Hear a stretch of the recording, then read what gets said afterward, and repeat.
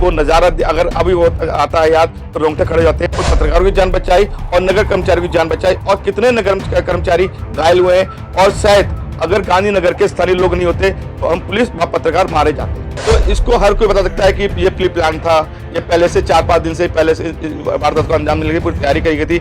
छतों पे पत्थर इतने भयंकर रखे गए थे, बोतलें रखी गई, पेट्रोल पंप पे बोतलें रखी गई थी कांच की, जो छतों फेंकी गई थी। इससे पुलिस महिलाएं घायल हुई थी और पत्रकार भी घायल हुए। उनकी आई पूरी तरह जांच होगी, तब सच्चाई सामने आएगी कितने यहाँ पे लोग लोकल के हैं और कितने बाहर के लोग यहाँ पर अवैध रह रहे हैं। बिल्कुल वो तो मेन सरगना टारगेट वही है, मेन वही है। उसने ही बनबोलपुरा में 50 रुपए स्टाम्प पे पूरे बनबोलपुरा बसा दिया, जो मलिका बगीचा वो पूरा बसा दिया उसने।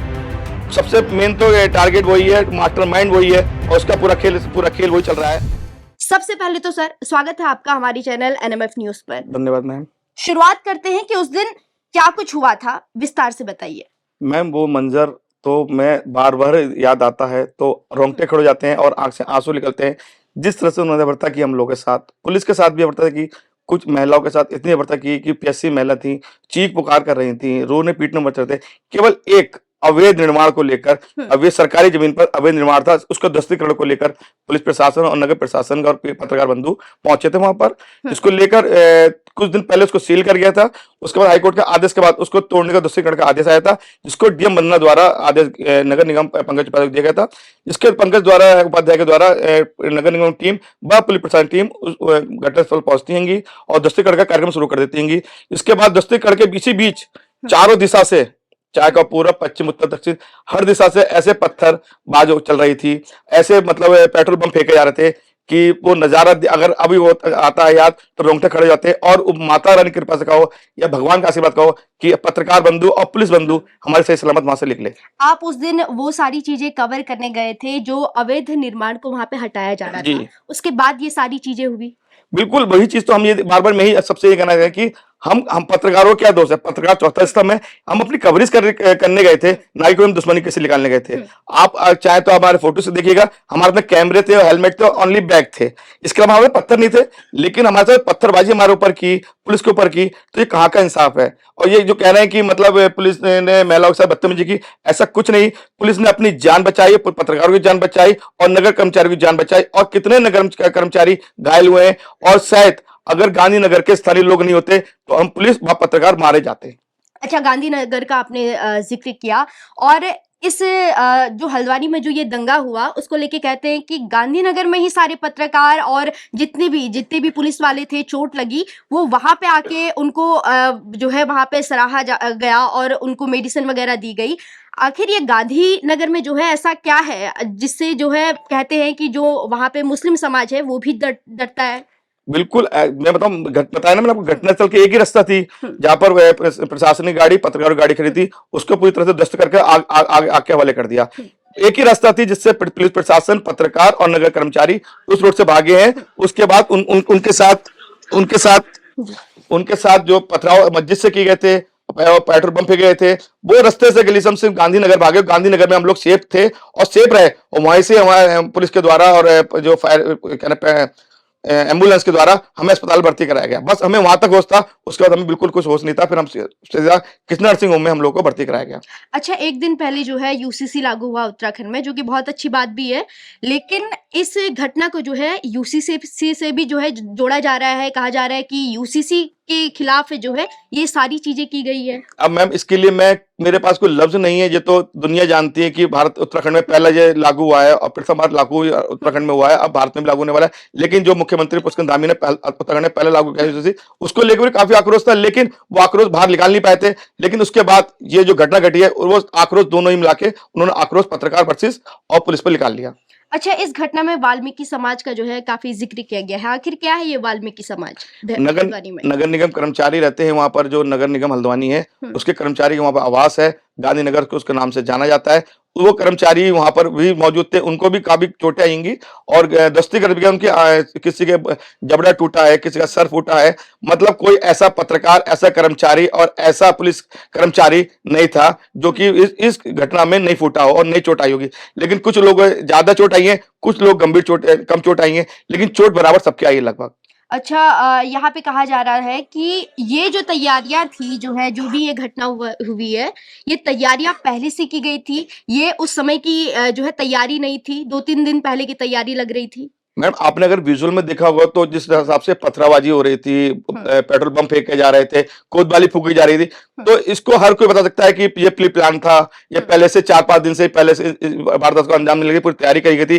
छतों पे पत्थर इतने भयंकर थे, रखे गए थे, बोतलें रखी पेट्रोल बम थे, बोतलें रखी गई थी कांच की, जो छतों पे फेंकी गई थी, इससे महिलाएं, पुलिस महिलाएं घायल हुई थी और पत्रकार भी घायल हुए। लेकिन ये कहीं ना कहीं सराहनीय, बहुत गलत पत्रकारों के साथ हुआ है। एक एक चिन्हित करके हिंदू पत्रकारों को टारगेट बनाया गया है। अच्छा ये भी कहा जा रहा था कि वहां पे नाम पूछा जा रहा था और कौन हिंदू है कौन मुस्लिम है और अगर कहें ये हल्द्वानी का क्षेत्र बहुत बड़ा नहीं है यहाँ पे हर कोई अगर आप पुराने पत्रकार हैं तो वो लोग आपको भी जानते होंगे उसके बावजूद भी इस तरीके की घटना मैंने बताया 80% बनपुरा स्थानीय लोग मेरे को जानते हैं कि सबसे पुराना पत्रकार, आज 16 साल मुझे हल्द्वानी पत्रकार करते हो गए, लेकिन आज तक कभी ऐसी घटना नहीं घटी।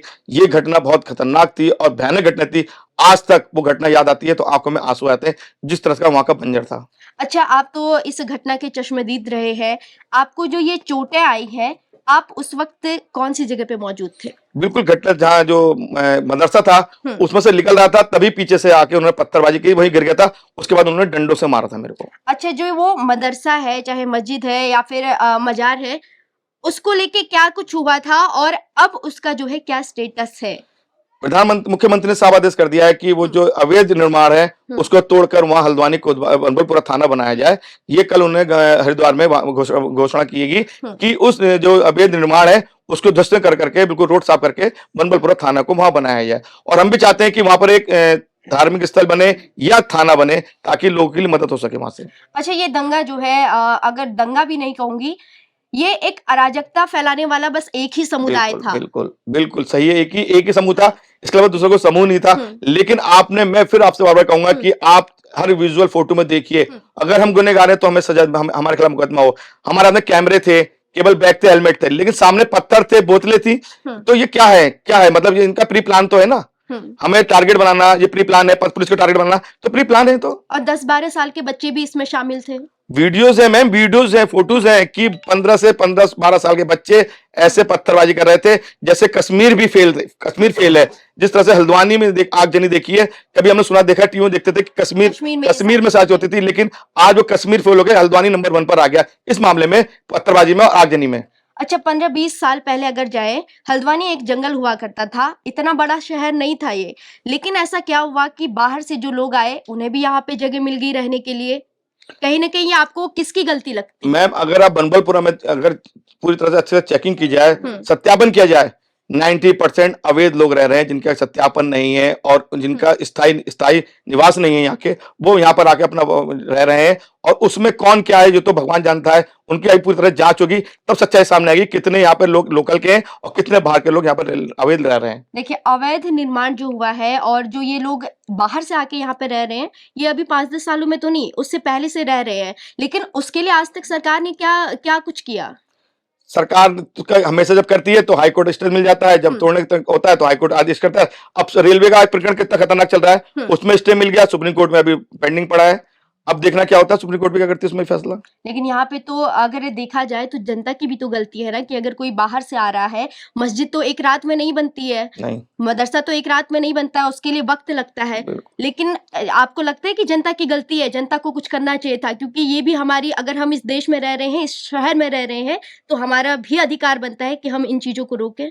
बिल्कुल सच्चाई में रोकना चाहिए। जो वहां के पुराने लोग हैं, जो जाने माने मौलाना मौलवी जी हैं, उनको इस चीज को ध्यान चाहिए कि जो पुराने उन पर ध्यान दे, जो नए उनको ध्यान क्यों दे रहे हैं, उनको क्यों बढ़ावा दे रहे हैं। जो पुराने लोग हैं बनबलपुरा में रहने वाले, उनको बढ़ावा देना, जो नए आ रहे हैं उनको बढ़ावा दे रहे हैं, यानी कि आप आहिस्ता फैलाने का प्रयास कर रहे हैं आप लोग।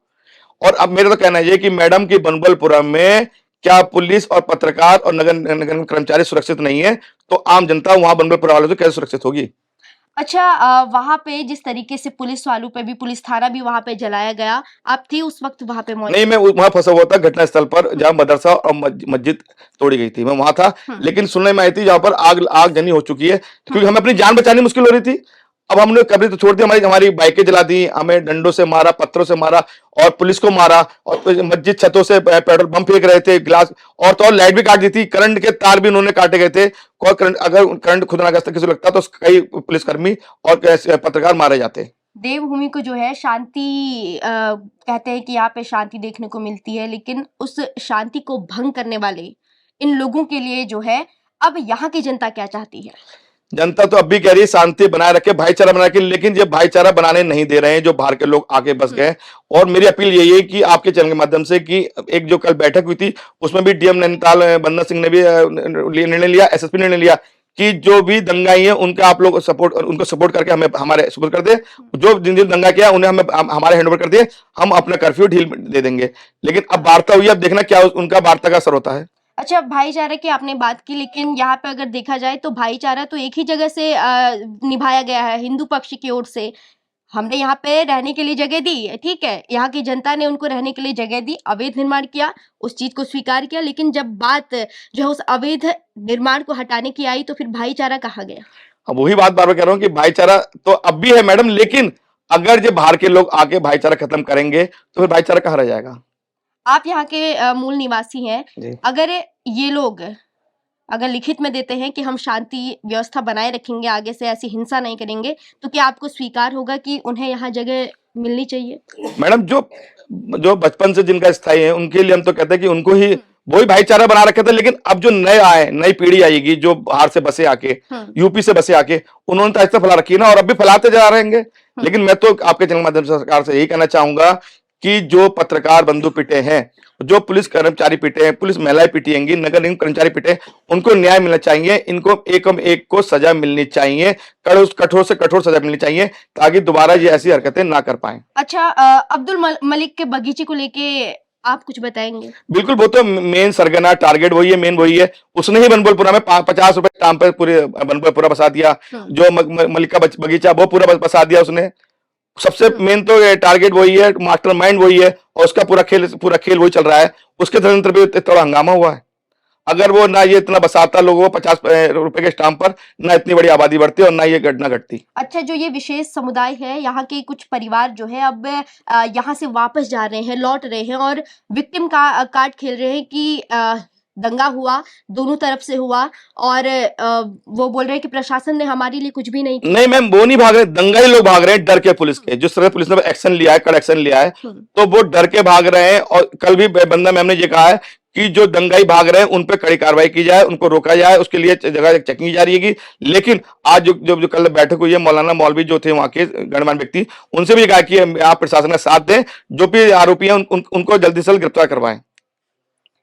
बहुत बहुत धन्यवाद आपका हमारे चैनल से जुड़ने के लिए, क्योंकि आप उस घटना के चश्मदीद हैं, इसलिए हम आप तक पहुंचे और आपसे हर एक चीज़ जानी। हमारे दर्शक भी आपको देख रहे हैं और हर एक चीज़ उस घटना के बारे में जो आपने बताया है वो दर्शक भी फील कर रहे हैं। बहुत बहुत धन्यवाद आपका।